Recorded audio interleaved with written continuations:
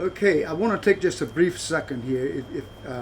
If you want to help support me, please hit the like button, hit the subscription button, and do a favor, share this with your friends from you. Okay, sort of help to get the word out. This will help me greatly.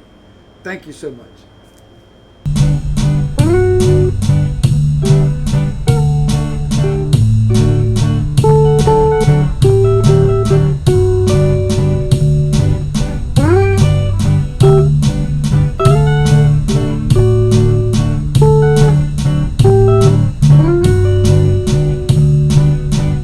Across Texas with you and mom. Waltz across Texas with you. Like a storybook in I'm lost in your charm. Waltz across Texas with you.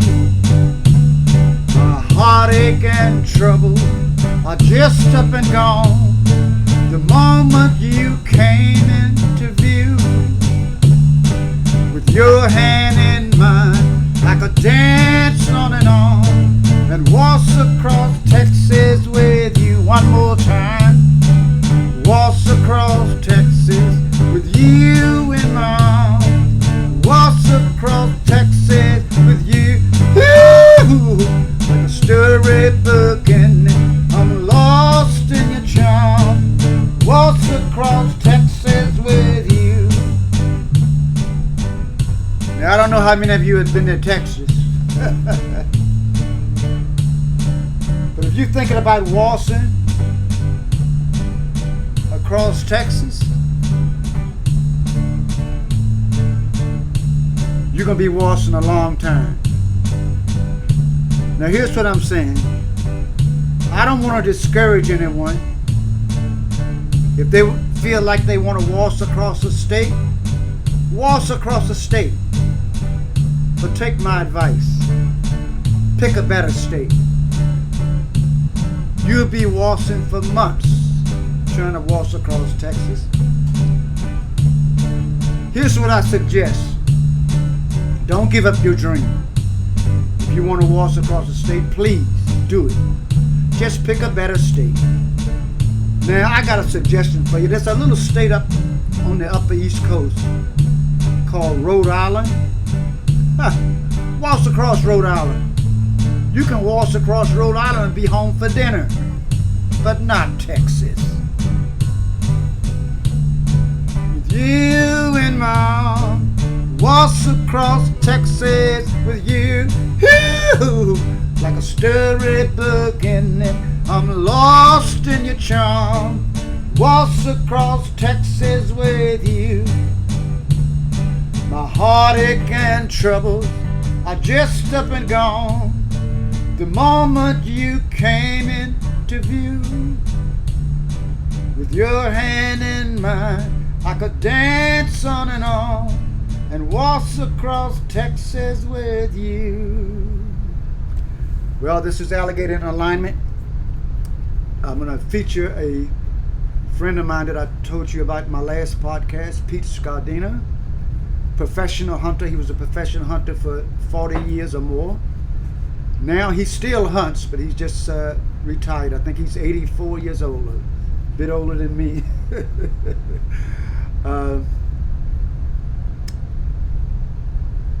When you speak about hunting, a lot of people get the wrong idea about hunting. You know, oh, you're going to kill the little bunnies and the little deer and blah blah blah blah blah. A lot of you don't realize that. I'm going to just say this to set the stage for this. Human beings have always hunted animals. I mean, it's a part of nature. And especially today, we need hunters because the animals are not capable of controlling their own populations. And when they aren't hunted, they overpopulate, they overgraze, they get sick, disease comes in. It's just a horrible situation. Now, I lean more on the indigenous part of the culture. We were supposed to, the Great Spirit gave us made us caretakers of this land, of the earth. And that's what we're supposed to do. We're supposed to be caretakers. Now, when it comes to the wild animals, man and his encroaching on their habitat has changed the balance of nature. Where are the wolves? They're gone. The pumas, they are not as numerous as they were. Just there's a whole imbalance. And hunting helps to keep the balance, to restore the balance of nature. Now, those of you who are against hunting and you're beef eaters or meat eaters, if you eat pig or you eat beef, now, a vegetarian, you can talk. I'm gonna leave you alone. But those of you who actually eat meat as protein and have a bad attitude about hunting, I don't think God values the life of a cow any more than he values the life of a buffalo.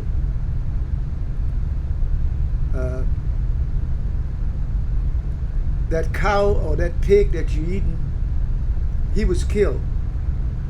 Except they didn't have the pleasure of running around free over the country and being what animals are supposed to be. They're in pens and blah, blah, blah. But you're okay with that. The reason that one of the reasons that the natives in this country were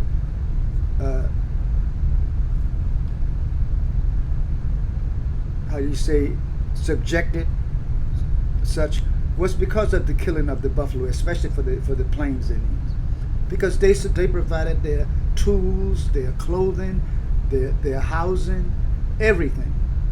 So anyway, I'm going to feature Pete Scardina, and just remember that hunting the animals has always been done by human beings since the caves, and just like the wolves and the other predators, they help to keep the animal populations healthy. Having said that, before I go any further, I want to say, the vote for president is coming up in a very short amount of time. If you haven't registered, please go and register, because this is, I know the other election was important, but this one, I can't tell you how important it is. You must go register. If you care about this country that we have, that has been a shining light of freedom for the world, if you care about this country, all of the problems that we have and the things you could complain about in this country, you're an American, you can do that. I can name you some countries you can't do that. We can roll up to the White House and give the president the finger and yell out something, but go do that in certain countries. I don't need to name them.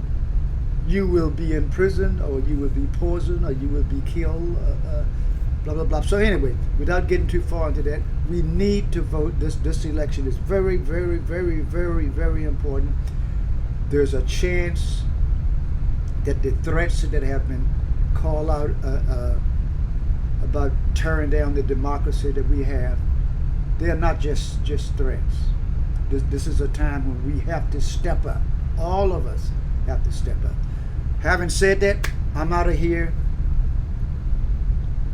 Pete Scardina, my friend, professional hunter. The man has stories you wouldn't believe. He reminds me of me. He gets talking on a story and one leads into another one and another one. The same thing with me. So Pete Scardina. Here we go. Okay, everybody, this is Alligator in Alignment. Once again, I'm in New Mexico, a place called Luna, New Mexico. It's way out in the sticks. If you try to get it on your navigation, you can't even they'll give you Luna County. But I'm telling you, if you saw the last interview that I did with Pete, we're picking it up.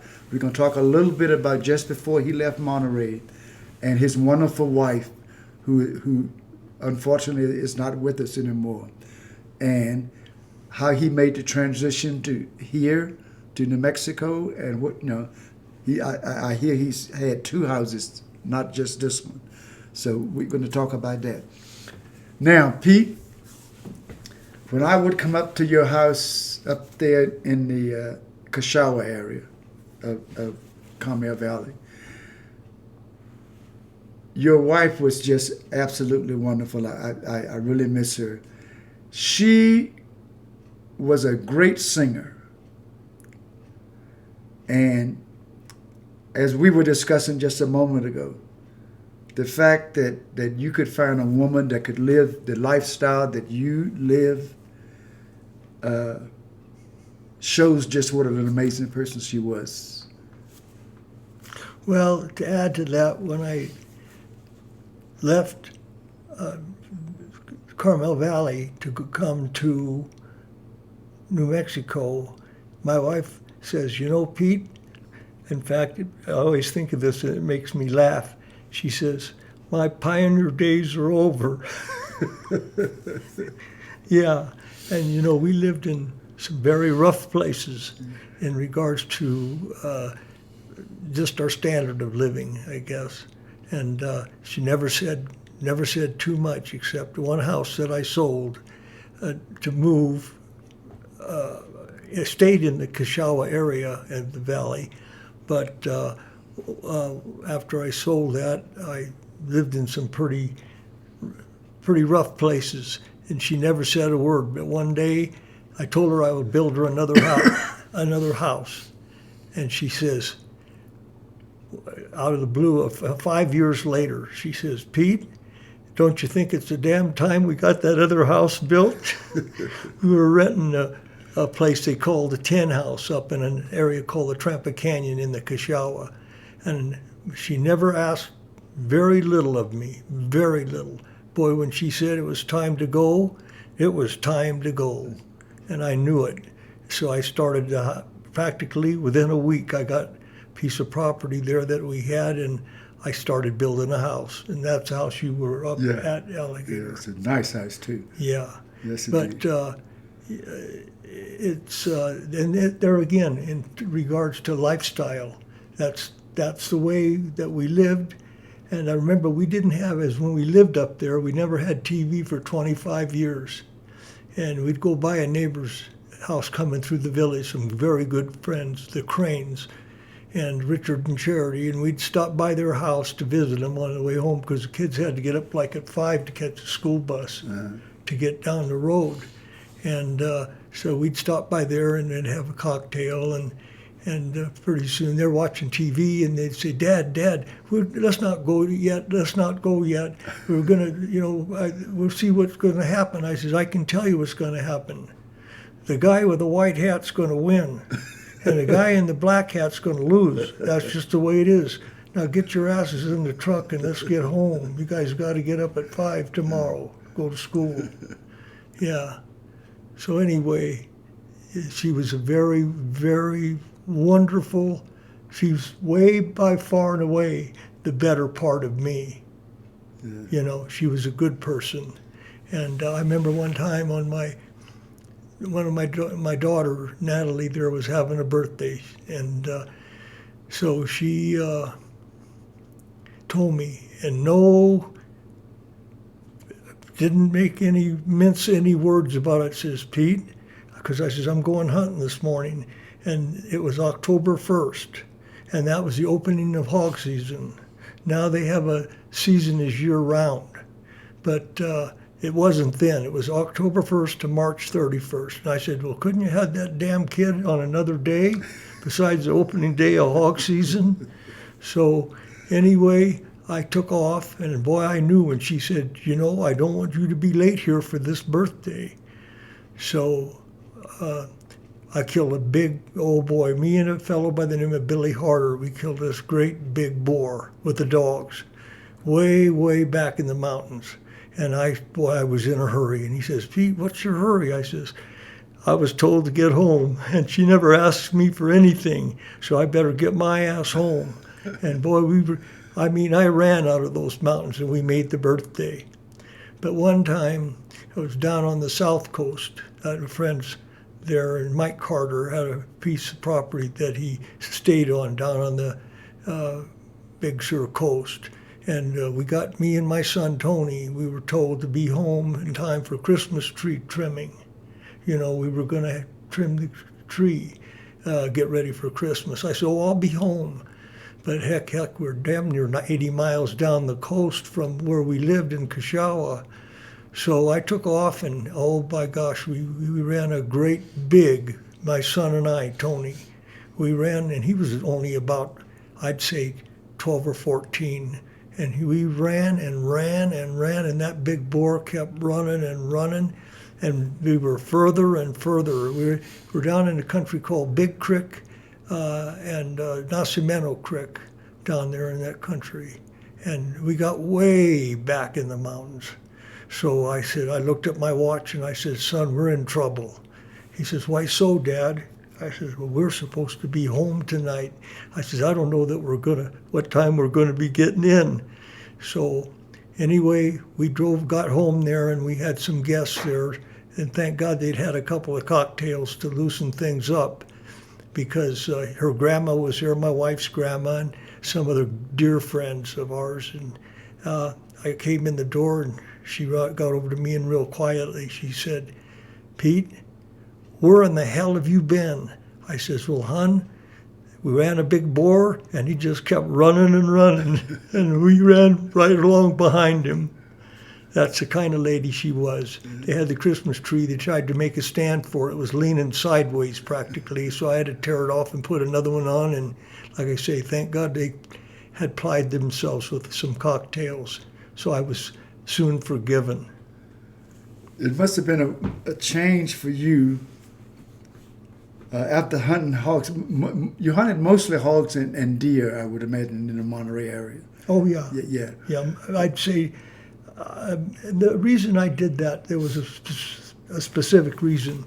People used to ask me and invite me to go hunting down in South County, which there were a lot of hogs in that country. But you had a lot of travel time. And I always felt that the dogs were missing out on some hunt time by traveling. Although when they went down there, you were almost practically guaranteed getting an animal. But that wasn't the point. They were missing being out doing what they like to do. Yeah. So I kept most of I'd say 95% of my hunting was in the area that I lived and the Big Sur coast. By the way, the Big Sur coast to me is truly a magical place. Now, that might sound funny coming from some hunter, but it's the best to me. I've told my son, when I go to the happy hunting grounds, I said, you take my ashes and you take them down the coast there and scatter them out. That's good enough. Yeah, well, Big Sur is a breathtaking area in all ways. You see, the reason I like to hunt the Big Sur area, the Big Coast, that's what goes way down, Oh, yeah. But it's a long ways down there, coast. But the reason I love it so much is that nobody likes to hunt it because it's very, very rough. Yes. But you see, that's why I like to hunt it, because you catch a big boar there, you'll get a great big old boar. And then you got to get him out. That's all part of it. And I had a fellow one time ask me, well, Pete, how do you get him out of there? I said, you break him down. Well, what do you mean break him down?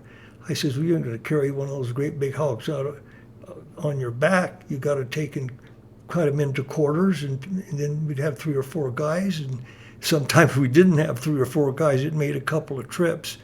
But it was, to me, it was something that's hard to get like that. Makes it much more of a reward when you get it back. But there are times I've been down in some canyon. I gotta go get that phone if you want. Yeah. You can go there and get it if you want. Pardon? No.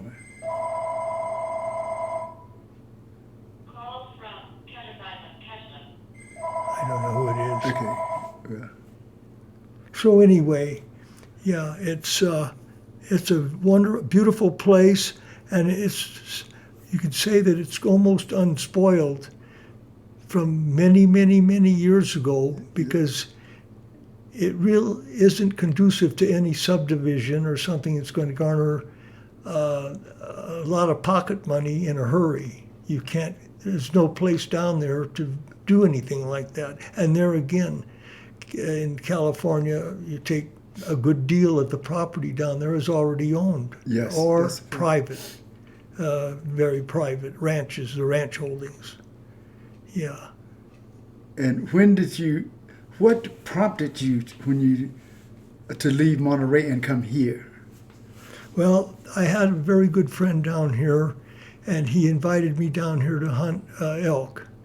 And as time went on, the population in places, even the Kashawa, and a lot of people aren't aware of the fact that maybe they are, or maybe they're not, but there's a wine industry, a grape growing wine industry in the Kashawa where I lived. And with the industry itself came in, people buying large pieces of property for grapes, that kept people from buying the property. So the people that had a good deal of money, which couldn't care less what they grew, but it kept other people coming in and subdividing the Kashawa, because that's what would have happened. Mm-hmm. And it went to people that had, it took money to buy the property, a good deal of money, and they bought up a lot of the property, which I was glad of, because it kept people from coming in and building around there. Okay, so why is it okay for me to come in and build? Well, I come and build when no one else wanted to build there. There you go. A long time ago. They didn't, it wasn't, the school district was far away. To go to town, you didn't want to forget an item if you came to town to shop, because you couldn't go down to the grocery store and buy it in 10 minutes. Pick up this at the grocery store, pick up that.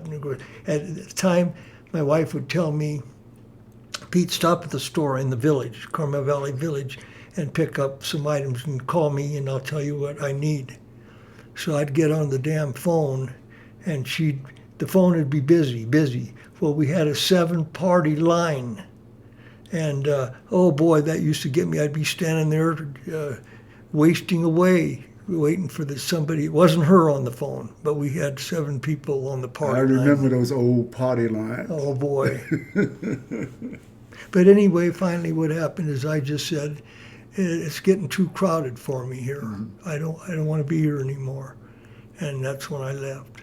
And you contacted your friend out here and decided you wanted to come out here? Well, I went hunting on a piece of property, and it's in a little place called Cruzville, which is practically, it's much smaller than where I live here. No, excuse me, it's bigger, a little bigger than here. This is more lightly populated. So I saw a piece of property, and I just said to myself, God, I'd love to be down here. And that's when I decided I'm going to be down here. There you go. But no matter where you live anymore, before long, there's people, you got neighbors down the road, and they have a perfect right to be as much as I do. Yeah. And this standard of living isn't any easier for them, because there's no industry here whatsoever. So just to get somebody skilled to come over and do some work, electrical work or something that I don't do. I can do light stuff, but nothing complicated. And you better be able to wait or get a big candle. Yeah, some of the areas that I grew up in, when I've gone back now, like recently, I can't believe how many houses there are. People are going to move. Well, but you did a good thing by moving where nobody was. So you you're safe. Even if you do have a few neighbors, you're safe for some years. Oh, yeah, yeah. Well, if I don't, let's be realistic. How many years do you have? Yeah, yeah, You know. yeah. So, That's a fact. yeah, like I went to the doctor the other day, they were saying something about something being said, I've got to do this and do that. And I says, well, it reminds you of a joke. This guy says, sir, you've got to change your ways. He says, you've got to stop smoking. You got to stop drinking. It would help a little bit if you'd stop womanizing. And so the guy interrupts the doctor. He says, well, sir, will I live longer? He says, no, but it'll seem like it. It'll seem like Yes, indeed. Yeah, well, when you're getting older, like the age that we are, you don't want to think about it too often, but you realize we're at the end of the last quarter of the football game, So what? Yeah, that's right. That's right. This is the important thing. That's it. While you're here, it's not enough just to be alive. You got to live. You got to do something. You got to live. Yes. And I very much, I'm very lucky. I loved my work, and I loved my life. So I know that I'm not going to be here forever, but you're not the first one. Yeah. Oh, yes. Time goes on, and you got to take life in stride. Don't let everything rattle your cage. Just go and live your life. It's like the politics. If you watch enough of that, pretty soon you'll get a razor and start cutting your wrist. Jesus Christ! It'll drive you loony. Well, it's always, when you really think about the majority of politics, it's all depressing. I don't want to be depressed. Yeah. And if I watch a movie, right? Oh, and I know it's going to have a lousy ending. I don't want to watch that damn movie. It's going to be terrible, and I don't want to watch it. So I try to stay in a happy place.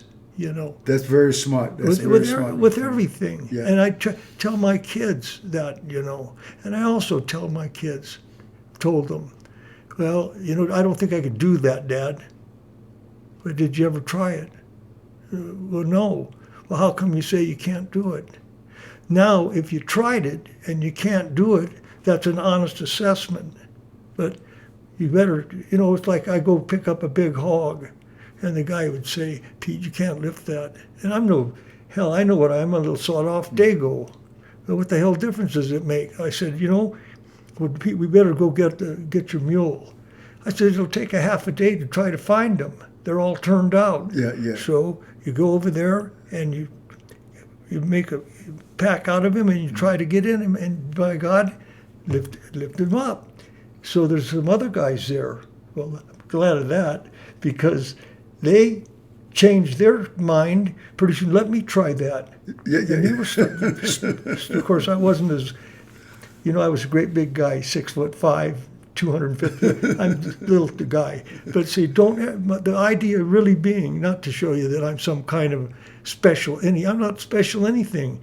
But don't say you can't, because then you're already beaten before you've tried it. That's been my philosophy damn near all of my life.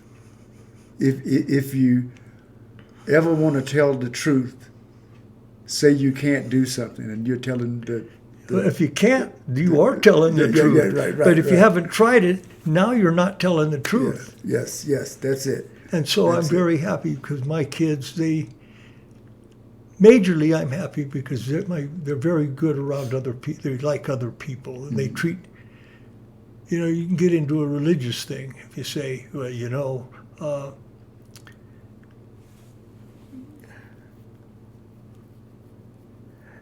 go to church. Let's assume you go to church all the time and everything, but you're not right with people.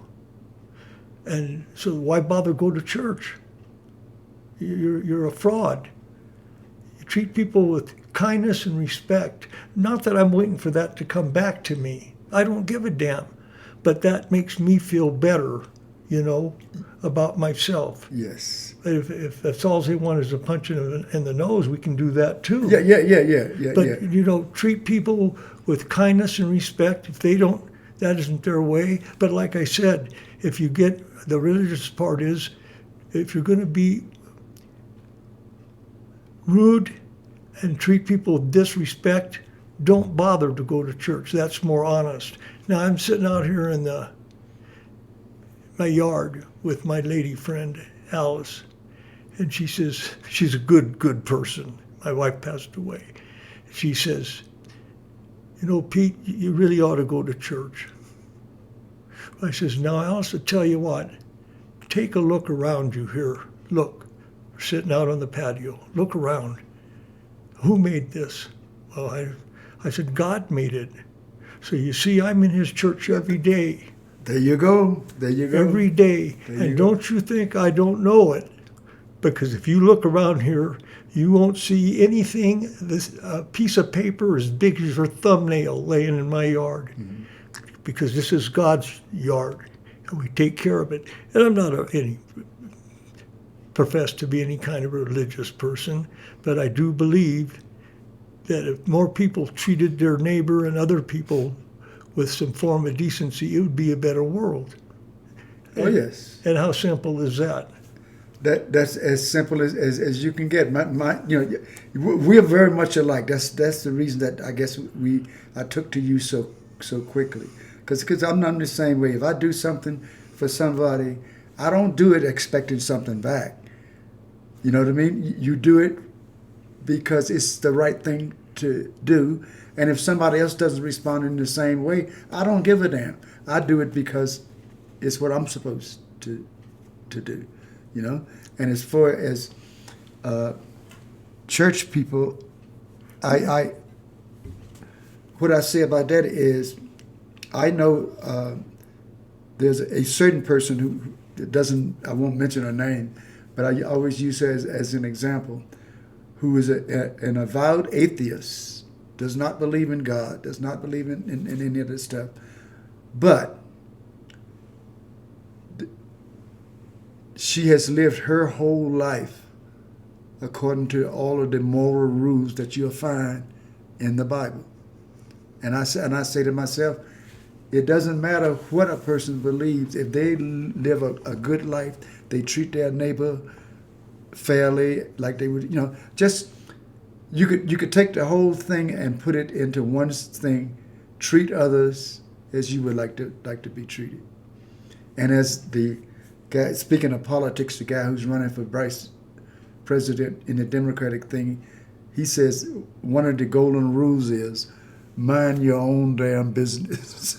What did you say? He said one of the golden rules is mind your own damn business. Wait, there's another one too. Leave me the hell alone. There you go. You know what? I am who I am. And a Portuguese fellow came into my brother's bar once, and he told my brother Dano, my brother's 20 years younger than me, same mom and dad. He's a late bloomer.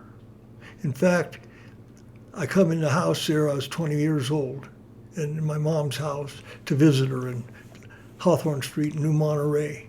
And she wasn't around, and I said, hey, Mom, I yelled, and she said, I'm in here. She's in the bedroom breastfeeding my brother.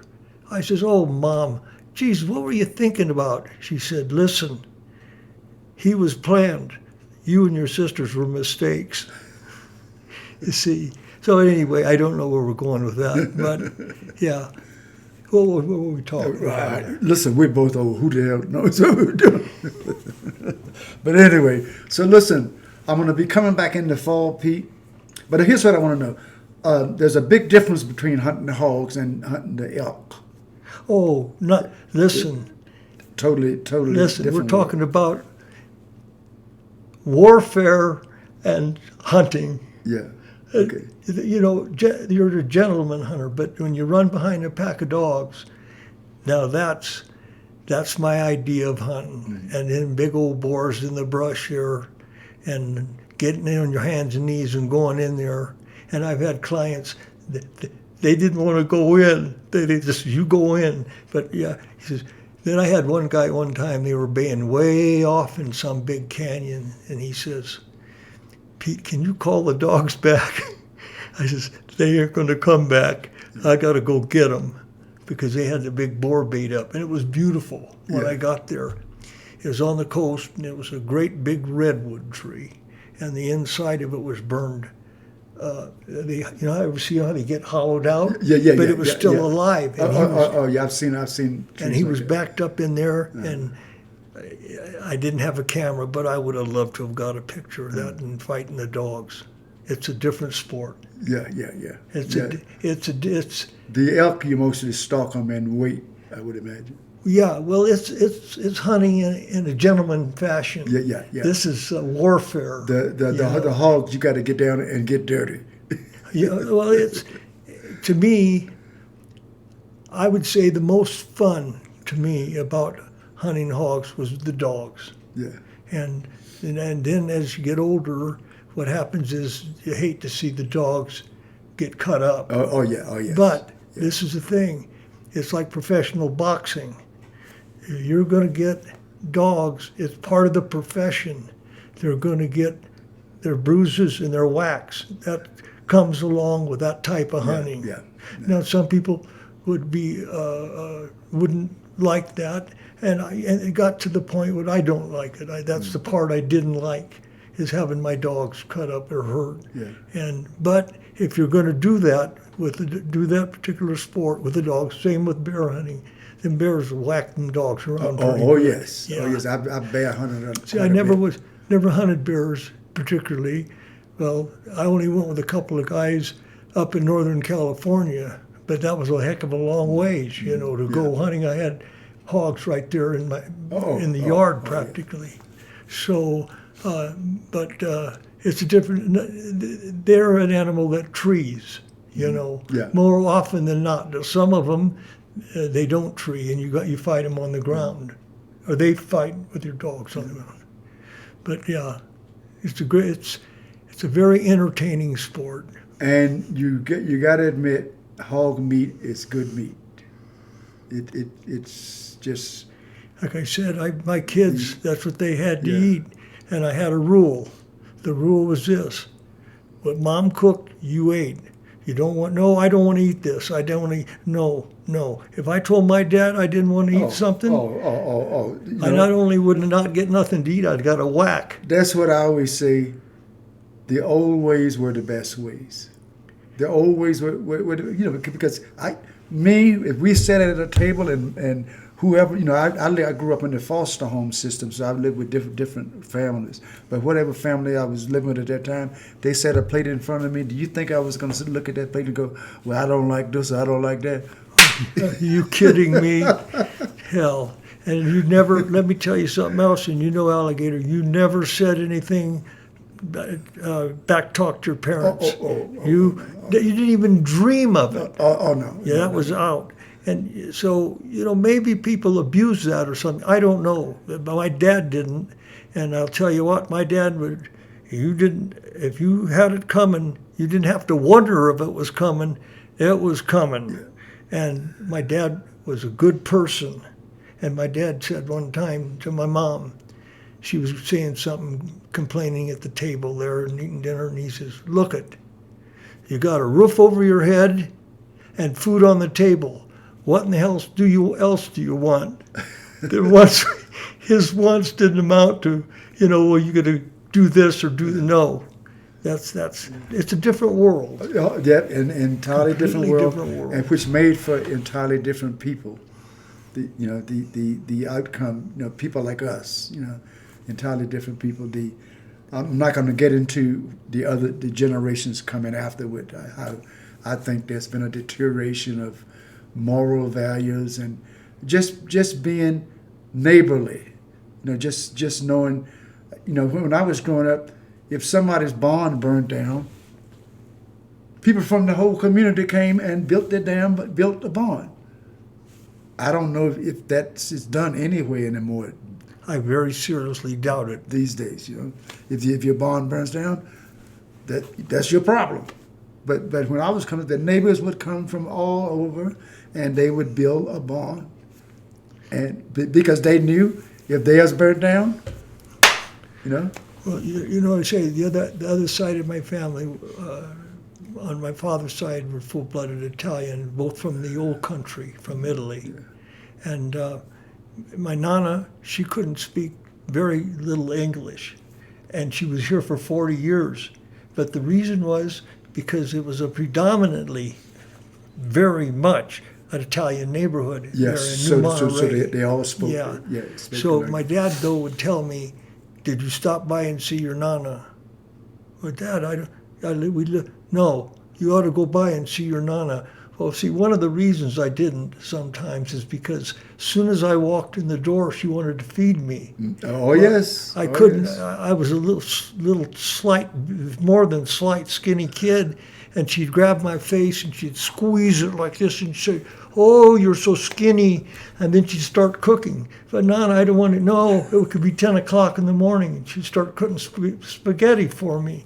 So I used to steer away, but wonderful people. I remember one Yeah. time when I was first married, I stopped to see my nana with my wife Vicky, and I think I had 2 kids then, and we got out, went in the house for a while, and we come out and went to get in the car, and my grandfather, my nana, got on the porch. He goes, "Be careful, and watch out for the machine." That was the automobile. Watch out for the machine. The old days, I'm telling Yeah, you. yeah. Listen, I'm gonna have to cut this off here, Okay. but this has been wonderful. I can't wait to get it back in the spring. When I come back in the spring, I'm not gonna come to do music and stuff like that. I'm just gonna come to visit, you know, Stay, and just hang out. Alligator, you can stay as long as you want. Until Yeah. your wife calls me up on the phone. She says, "Better throw Alligator No, I'm gonna out." probably bring her too, Oh, bring her. because she would, this would be heaven to her to be able to wander around in this type of Alligator, environment. bring whoever you Yeah. want to bring, Alligator. So anyway, this is Pete Scardina, the hunter, and we're gonna do some more stuff because we're gonna get into the whole Monterey thing and a lot of things, secrets about Monterey that people don't really know. This is Alligator in Alignment. Pete Scardina and we're saying happy trails. See you next time.